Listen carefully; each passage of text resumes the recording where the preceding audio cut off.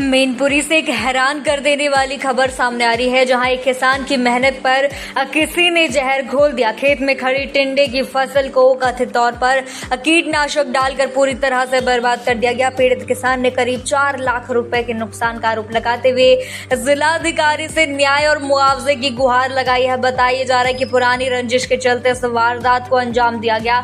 फिलहाल पुलिस ने शिकायत की गई है। अब देखना ये होगा कि आरोपी अब पर जो है कब कार्रवाई होती है। फिलहाल आप सुनिए पीड़ित इस पर क्या कह रहे हैं। क्या सुना है अपना? राजकुमार यादव। ये कहाँ के रहने वाले हैं आप? नंगला रत्ते आगरा रोड मैनपुरी। ये जो फसल आपकी खड़ी है लगभग 30 बीघा में जो नुकसान हुआ टिंडे की फसल में, अवैध तरीके से दवा लगाने की बात कह रहे हैं। एक शिकायती पत्र भी जिलाधिकारी महोदय को आपको द्वारा दिया गया है। किसने ये घटना को अंजाम दिया, क्या है? ये कड़ेरी के रहने वाले अश्विंदर उर्फ छोटू और क्या नाम पिताजी का? रोशन पुत्र नत्थु सिंह, बाप बेटा दोनों मिलकर के रात में खरपतवार नाशक दवाई लगा दी है। इससे मेरी 30 बीघा की फसल टिंडे की साफ चली गई है। राजकुमार जी, अगर नुकसान की बात की जाए तो कितना नुकसान लगभग हुआ? नुकसान मेरा करीब 4 लाख रुपए का नुकसान हुआ है। थाने में शिकायत की गई है आपके द्वारा जी।